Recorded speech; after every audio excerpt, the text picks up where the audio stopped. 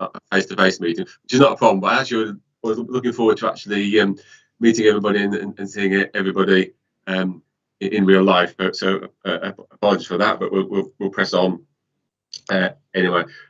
First item on the agenda, obviously, is apologies. Do we have any formal apologies? No formal apologies, Chair. Thank you. Does anybody have any disclosures of interest that they need to declare?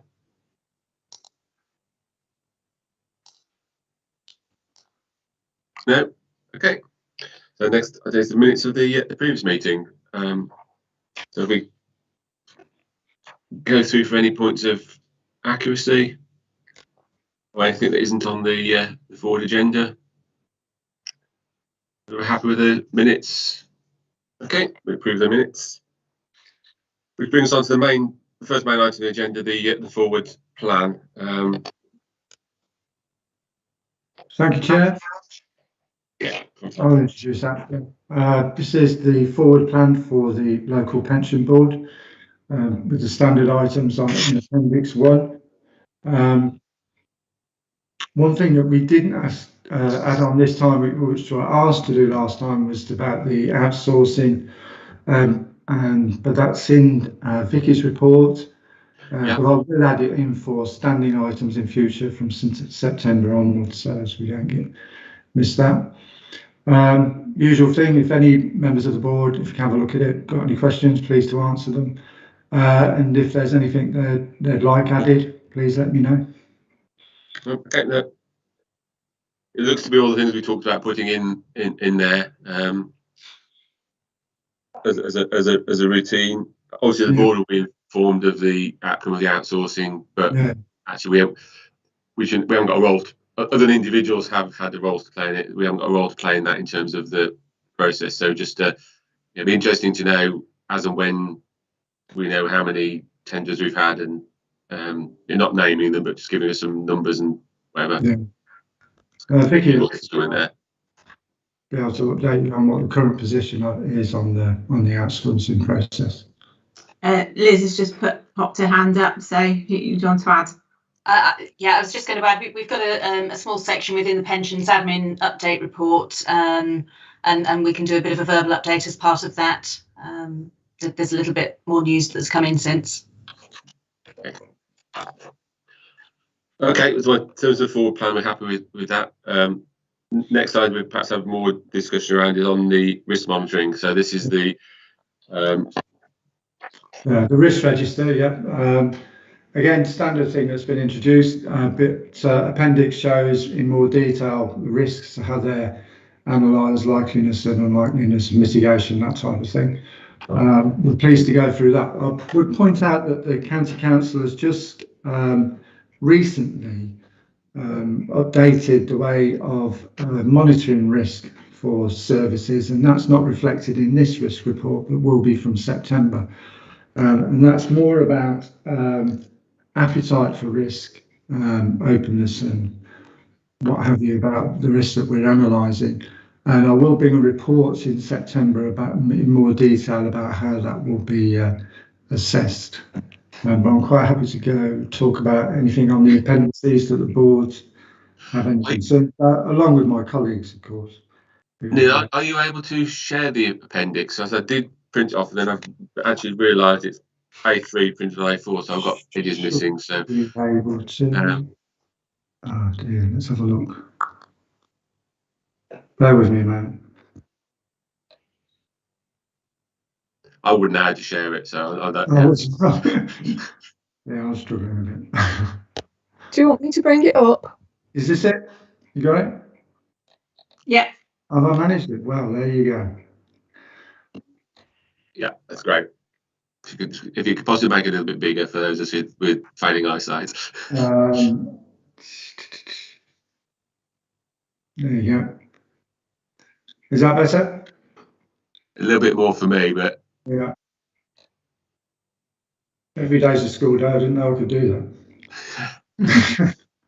So, do you want to take to the risk?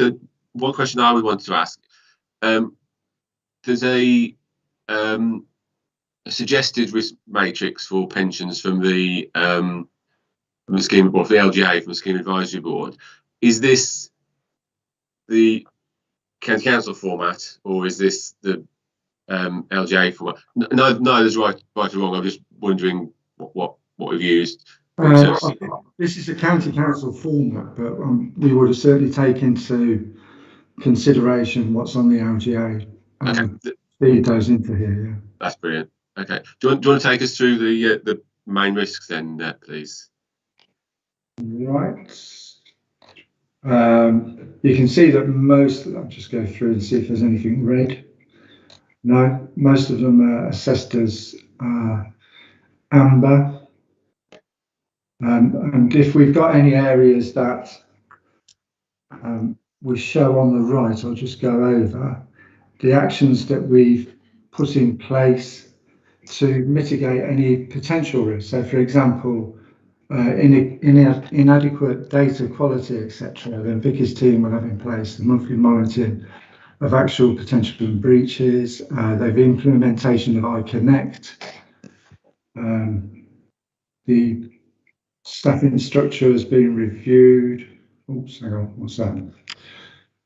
Keyboard about contributions, but some of these risks, I mean, the one, let's say, for contributions being paid, become, to me, because that's part of the county council, I wouldn't see as that a particular risk. Whilst the administration service is with the county council, but may be more likely to become more of a risk once the service is outsourced. Well, I think that if you look at the generic risks around this, they were designed for LGPS, where you've got physically cash transferring from one body to another, whereas it's all accounting entries even with outsourced administration, it's still only accounting entries in the council's accounts. So as I say, I think you're right. I think there's very low risk around that. We've looked at for lack of skills and knowledge and the training of staff. Vicky will confirm that there's Ian's now more involved with the files admin side, so we've kind of pumped that up a bit to make sure that we're not reliant on just one person. Yeah. Governance standards. I mean, we're going through those, and you'll see that we're bringing policies. Albeit mainly based on, let's say, existing policies that we may have in place for the pension fund, but tailoring them for the needs of the firefighter pension schemes. All for taking something and tailoring it and not reinventing it. It's yeah. So you'll see we've got breaches and cyber later on. We've got those on the agenda for later. On the agenda. And I think at the next round we're bringing forward the discussions. Is that right, Vicky? I think. Yes, we will be. We'll be looking at those. Yeah. In terms of the county council's risk process, is there an escalation of risk, and therefore do we need to take a view on whether any of the risk needs to be escalated to a strategic risk or not? How does that work? I'll throw that over to Liz, if I may. So the new corporate risk framework, which we need to review the existing risk register against, has those sorts of escalation processes built into it, and there's something very specific in there about risk owners, so that each risk has a nominated risk owner who's clearly identified and accountable, and any risks that need reviewing by either corporate boards or elected members will be escalated to the relevant strategic director. So that framework includes the escalation process. We because this was only approved, I think, either end of April or beginning of May, we need to now do that exercise that reviews this risk register against that new framework. Okay. And yes, we'll look at the escalation processes and make sure that we're very clear about what's in place. The other thing that the new corporate framework does actually is, at the moment we've got, bear with me, I'm just switching between documents. We've got a 4x4 risk matrix. Yes. The new framework is slightly different. I'm just trying to find it. So it's 5 by 5, but it's not a straight multiply one by the other. So if you've got high likelihood and high impact, then actually it's more than a 5 by 5. It's more than a 25 risk rating. It's actually a 30. Okay. So it's it tries to be a bit more discerning around risk scores. But we'll if we bring a report back in September, we'll highlight the key features of the corporate framework and then how we are reviewing the fire pensions risks against it, if that's okay. Yes, I mean two things there. Yes, absolutely happy with that. One was my question was where does that escalation come from? Does it come from the admin side? Does the board have a view on that? And then if it's not the board, I'd just like the board to have a oversight on what has or hasn't been escalated. Just if the stuff we're thinking actually that's a major issue that we ought to be there and isn't escalated, that's what I wanted to cover. So and I think it would probably depend on what the risk is. So yes. if it's I don't know, a risk relating to, I'm just looking through these. If it's a systems or very specific pensions related risk, then I think the escalation would probably be to the Assistant Director for Finance and the Chief Fire Officer. If it's a COVID related risk, it may end up somewhere else. So we can come back and make sure that we're being really clear about what the escalation is. Yeah, as I say, it's not about that they haven't or have been. It's just hasn't been a process that's reviewed and done that. So that's the bit I want. So for the next break in, Chair, from its observation on escalation, and I have one other comment on a specific risk. I think generally we would escalate at net red. That's been the rule of thumb previously for other risk grades. I haven't seen the new corporate one yet, but if there's something that's where we've done everything that we think we can do as a board and as supporting departments, and it's still net red, I think we would then be looking to escalate because by definition it's beyond our control. Yeah. And the other one on the specific on risk 002, employer contributions not paid. Paul may be close to the detail on me in this, but at the moment, employee contributions not being collected at source is a problem we are experiencing. So I'm a little concerned about that being net green. I might be more comfortable with it being net green once some of the changes I know Vicky and her team are working on are fully embedded.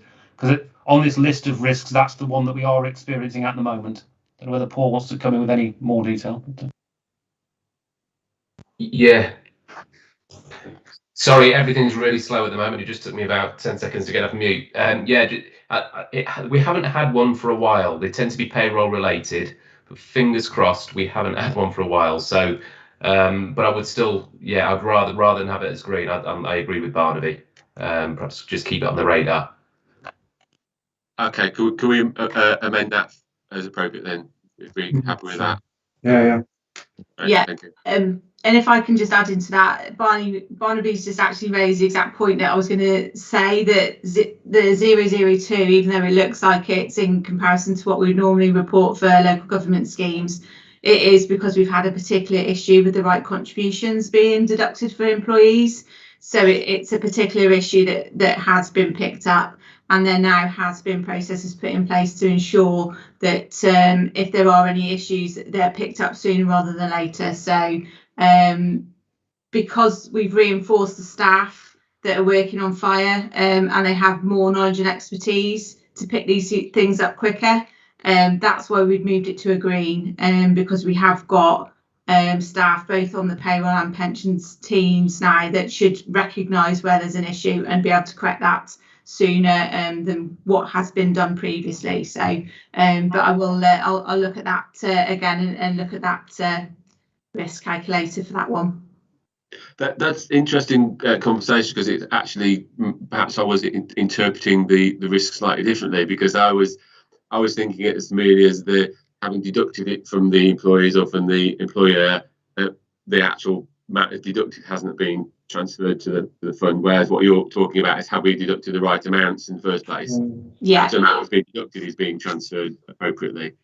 That's you've actually given me some thoughts for our own risk register, so I'll take that away. Thank you.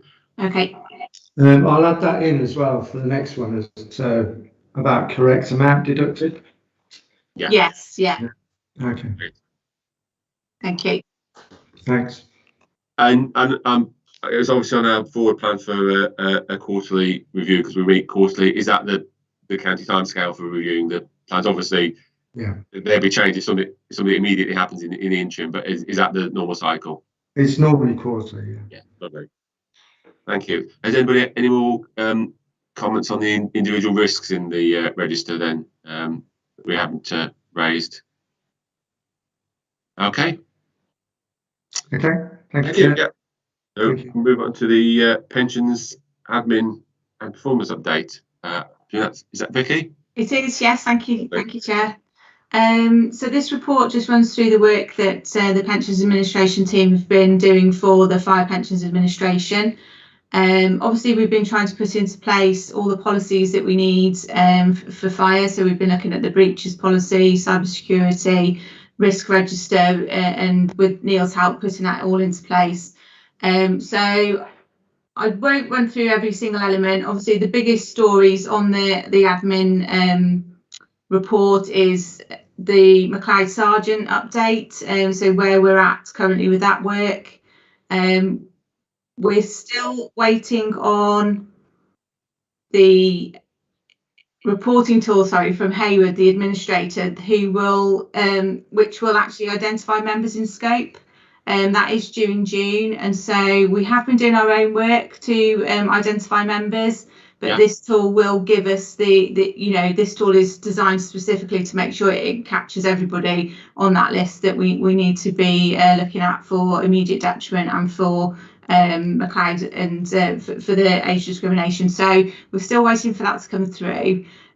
We have started our project working on both local government and fire. So we've got data work streams and communication work streams set up ready to go when we've got information to share about that. So our plan is that once we've got the list from the system, we will actually be able to start to put some more directed comms out to members. So from the list, we will know who our pensioners are that we'll need to speak with, and we will need to obviously look at what's coming out centrally from the LGA via the communications working group to ensure that we're picking up anything from there that can be shared with members as well. So the Local Government Association have set up a members website now, so that's really helpful. So what we're trying to do is signpost people to that website, because that will be kept up to date by the LGA, and it's got all information that you need about all the different fire schemes. So where we've been trying to keep that information on our websites and keep that up to date, we'll now be signposting them more to that website rather than keeping the information up to date on our own website.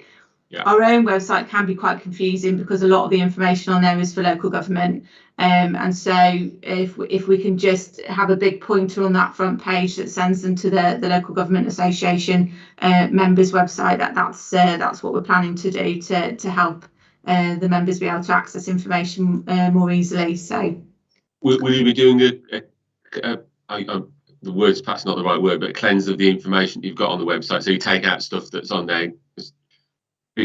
Some people will bypass the big arrow to go somewhere else and may not get information that's up to date. So are you doing an exercise to remove anything that's duplicated? Yes, that's right. We're going to do.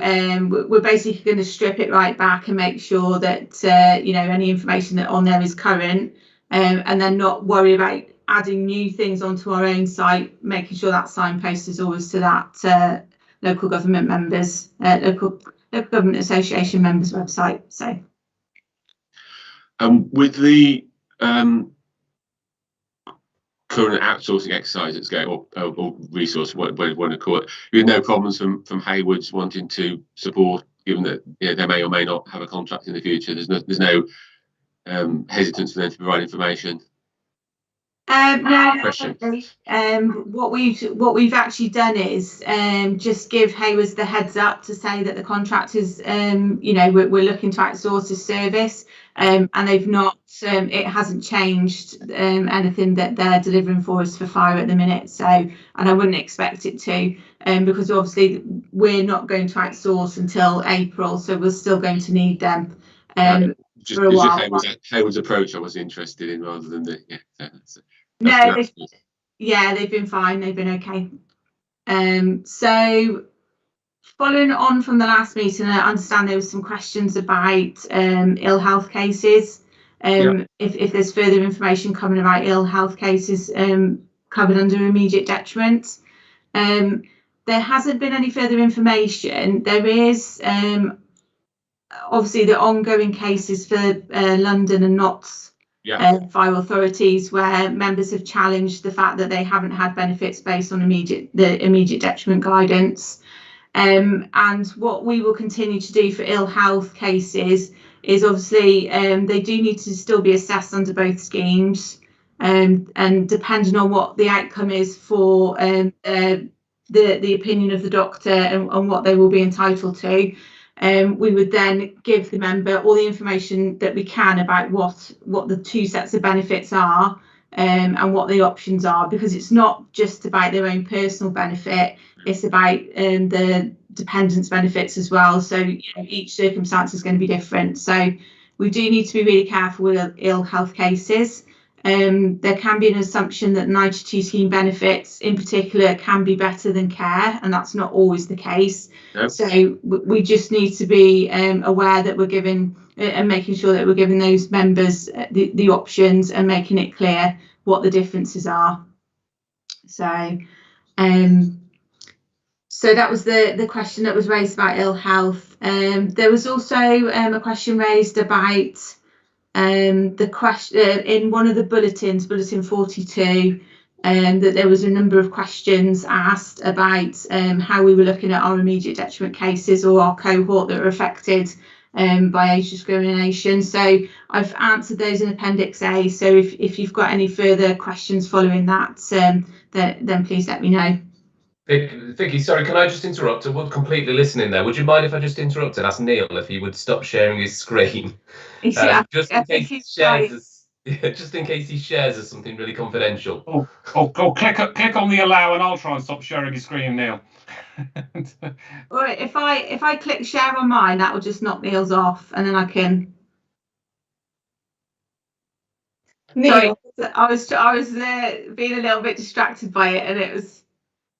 If you just bear with me, I'll share something, and then that should knock, and then I can stop sharing. You've got a mutant version, Neil. I couldn't get it. Don't know what's going on there. Is that it? Is it? You've gone? Yeah, that's great. Thank you. We're back to normal.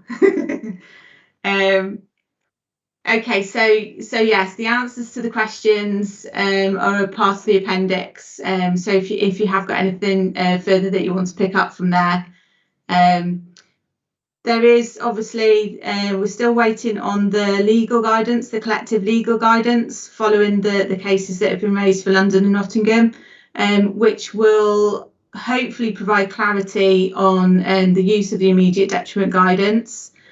We are looking to use it as much as we can, and what we've said to members is obviously we can only do what we think, and there will always be cases where we might not be able to get it quite right, and that's where the risk is of following this guidance, because there's no legislation to kind of back certain points of it up. So what we have put together for members is a document that when we're giving them the options of benefits, we give them both sets, both options. So you'll get a set of figures based on the legacy scheme, a set of figures based on the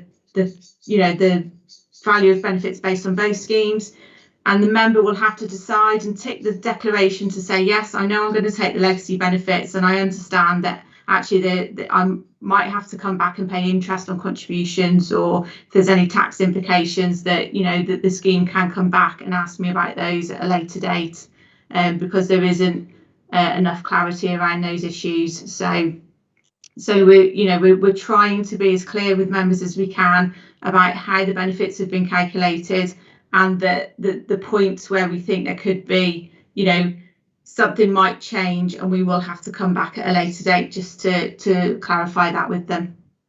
So Barnaby, you've got a question. Thanks, Vicky, and thanks for what you're doing.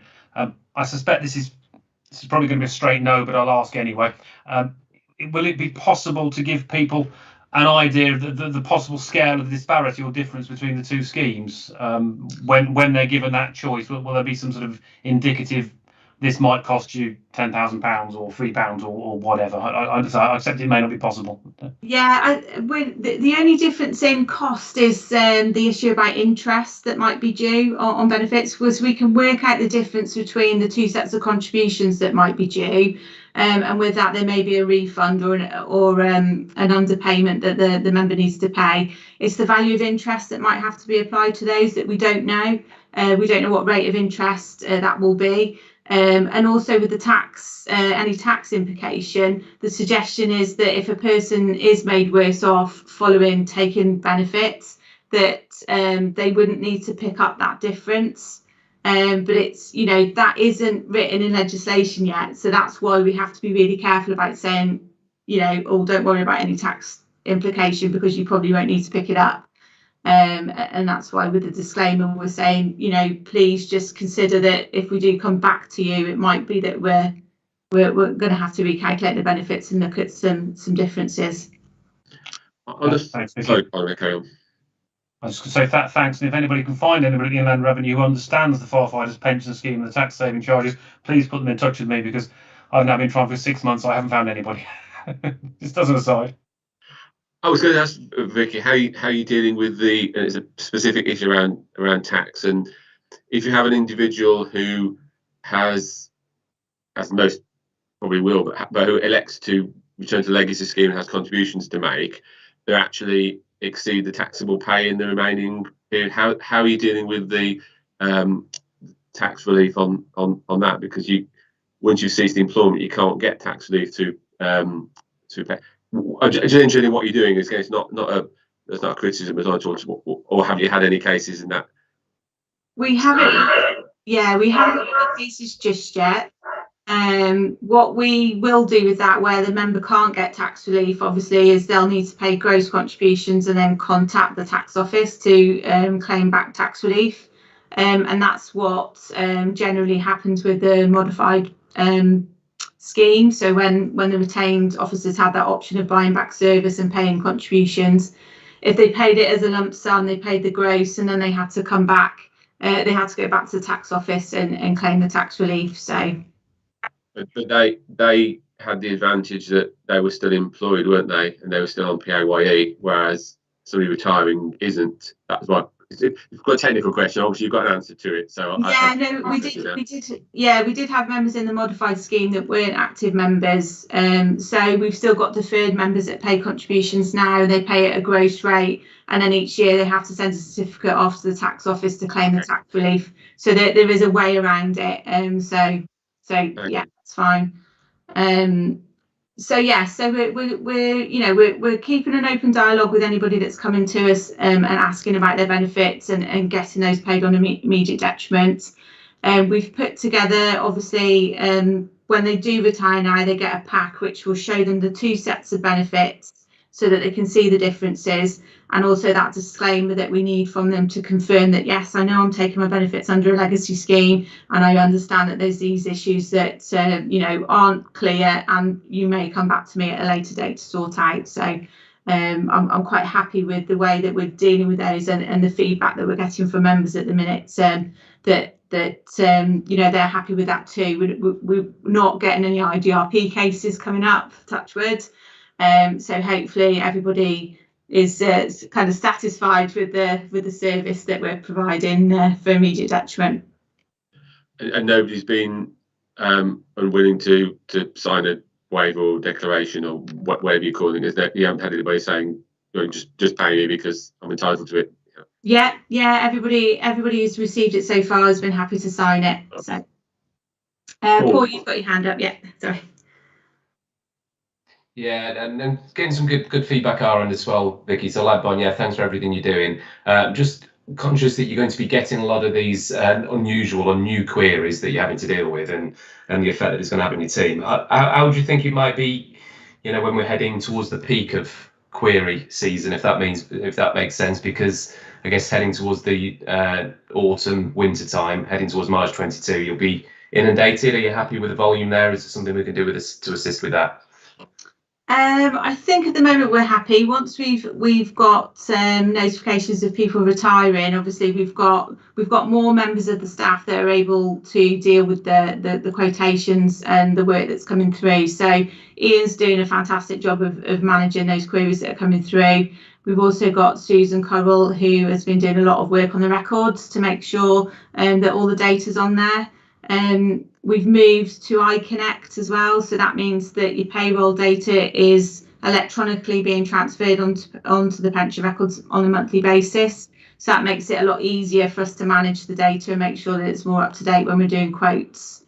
For McLeod, we have got additional staff coming in to help with that as well. And the person that is going to be assisting with that is another team leader who has bags of experience in local government benefit calculation, and will be receiving training on the fire side as well. So she's going to be another additional resource that will be able to help with what we've got coming up in the next year. So just picking up on that one then, Vicky, in terms of your future reports, particularly when you get into implementation of a potentially new supplier, and that might be taking resource away, you just keep us updated. Yes. On that. If you think you haven't got sufficient resource, can you tell the board? Yes, definitely, will do. Yeah. I'm assuming you'll relay that to the normal management route anyway, but yes. Yeah, definitely. Yeah, so always got an open dialogue with Liz about what's going on with fire.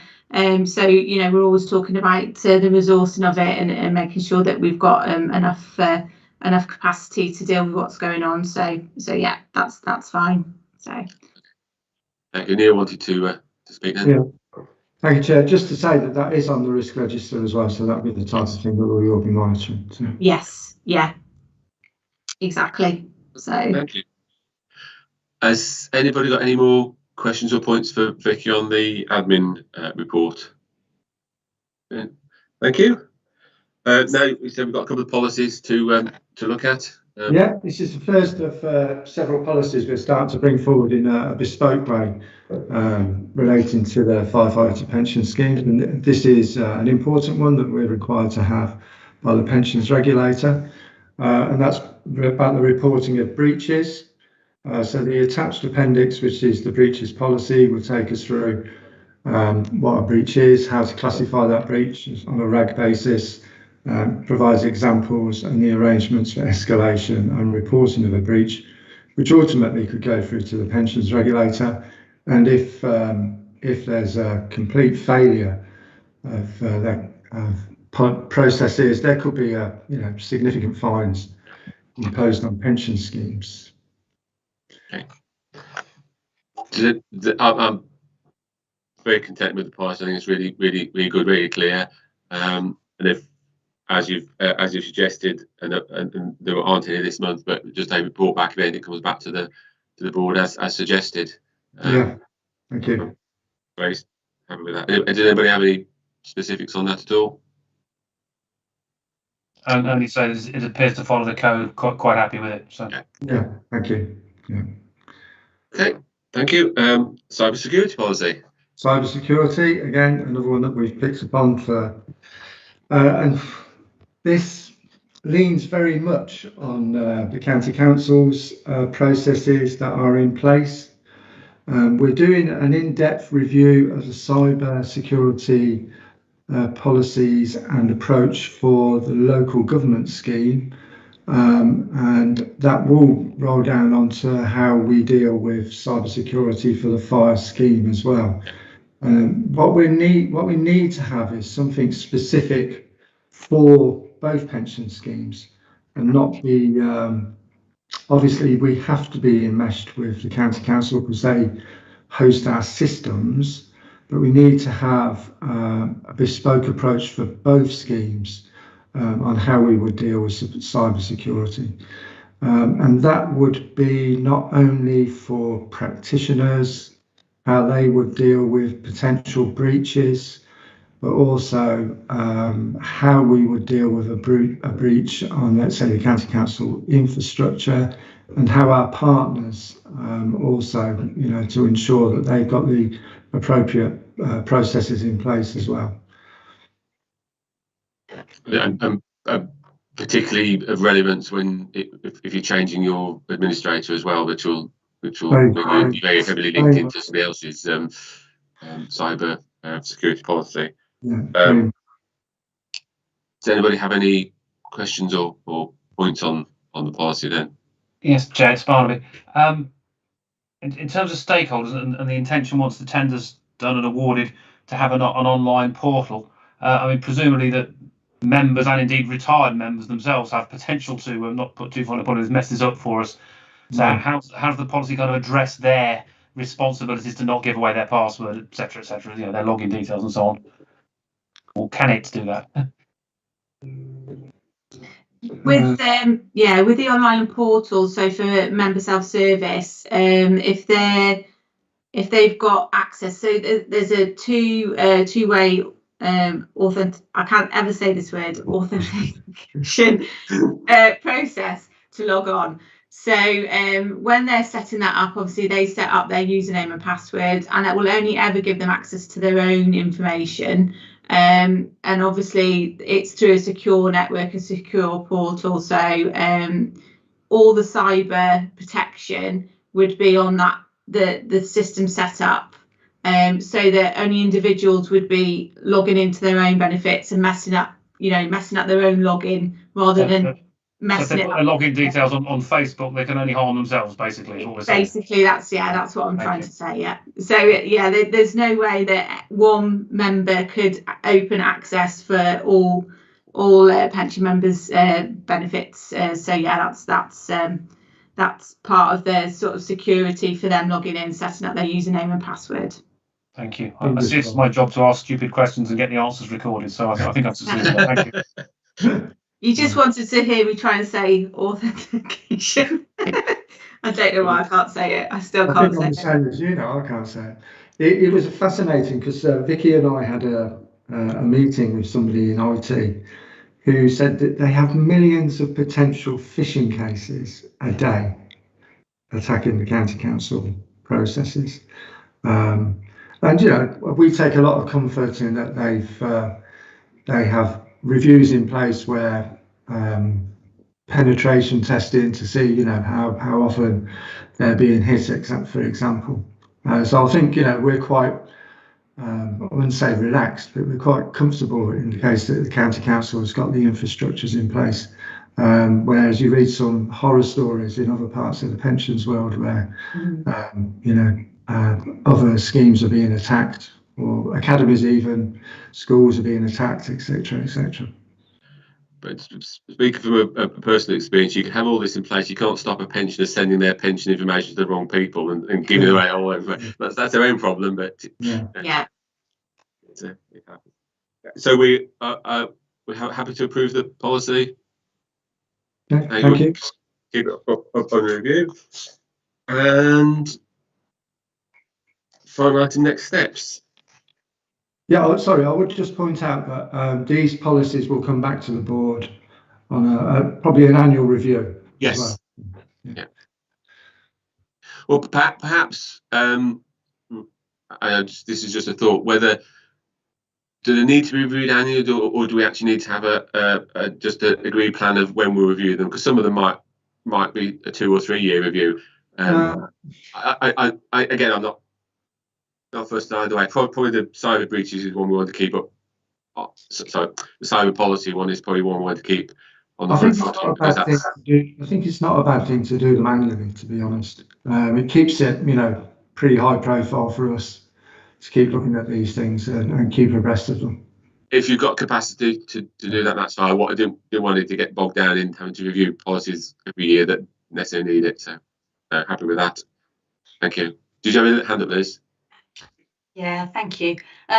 Just on that question about how frequently review policies, on the local government pension scheme, we did a pretty in-depth governance review, must be 2 years ago now, and one of the recommendations that came out of that was doing the annual review of policies. So I think that's where that came from, and it just seemed like good practice to do it for the fire pension schemes as well.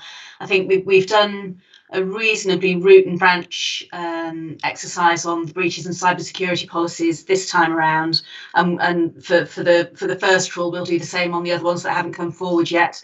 But after that, unless there's something significant that changes, I think it would be much more of a light touch annual review going forwards. Yeah, that's fine. So it was just about ensuring that we were overloaded reviewing policies, not administering pensions. So yeah, that's fine. Thank you. So next steps item on the agenda, is that a item for what next steps? yes, I I'm not quite sure what that is, Martin, unless there's anything that the board members want to raise. The only thing I would ask is if I know you sent a briefing around to us on the tender process, but if you just give us an update, particularly in terms of the timescales, and that would be helpful. So the tenders went out. Oh gosh, I'm looking at Vicky just in case she's got the timetable in front of her, because I haven't. The invitation to tender has gone out, and we're currently in clarifications stage. So we have had a number of clarification requests from a range of different prospective tenderers, actually, more than we might have anticipated. Oh, that's good. Obviously, that doesn't necessarily mean that they will end up submitting a tender. Is it ready? But yes, and they're coming back with questions, which is obviously helpful for us as well to make sure that we really understand what we've put in our specification. So the clarifications deadline, I think, is towards the middle of this month, 19th or something. That's right. And then the closing date for the tenders is the end of the month, and then we'll go into evaluation, and obviously we'll that process will be going on before the next local pensions board meeting. So we'll do further briefing notes and send those out virtually, and we can respond to any questions in the interim period as the evaluation is going on. So just the tender closes at the end of June, you say, or instead of the month? I think it's sorry, clarifications till the 19th of July, not June. Yeah. July, okay. And then closes in July. Yes. Makes more sense. Yeah. Thank you. Lovely. Does anybody have any questions about the process? It will be interesting to see what the how many people actually tender for it. You got a hand up, Vicky? Yes, actually, it's not linked to the tender. What I was wanting to pick up on the forward plan is obviously we've got right at the bottom training, yes. And we're going to try and plan some training with you come September and into the next quarter. So the first lot of training that I would like to do with you is obviously introduction to the fire schemes. And it's just about how, as a group, we want to identify the areas of training that we want delivered. So I'm looking at putting a sort of a questionnaire together so that you can tick off where you do think there's maybe gaps in knowledge or expertise, so that I can deliver the right training to you to help with the board. So I'll hopefully try and get that out to you shortly, but the first lot of training hopefully will be about the schemes, and then obviously we'll move on to McLeod. Even though we're kind of in the middle of McLeod, you need to know about the schemes to then know about McLeod, if that makes sense. So if we can get that arranged, and I'll speak to Deb and get some dates sent out to you for that training in September, if that's okay. Yeah, and will this be joint training with any of the other in the region, or is this specific for us? I will speak to the other administrators to sort of link up with the training, because it might be that I'll deliver one set of training and then one of the other administrators can deliver something else. So that we'll have a conversation. We've got fog coming up next week, our fire officers group meeting, so we can discuss that on that agenda. Great, thank you. Okay, next item is AOB again. Just my ignorance is AOB tabled before the meeting, or is it a general open AOB?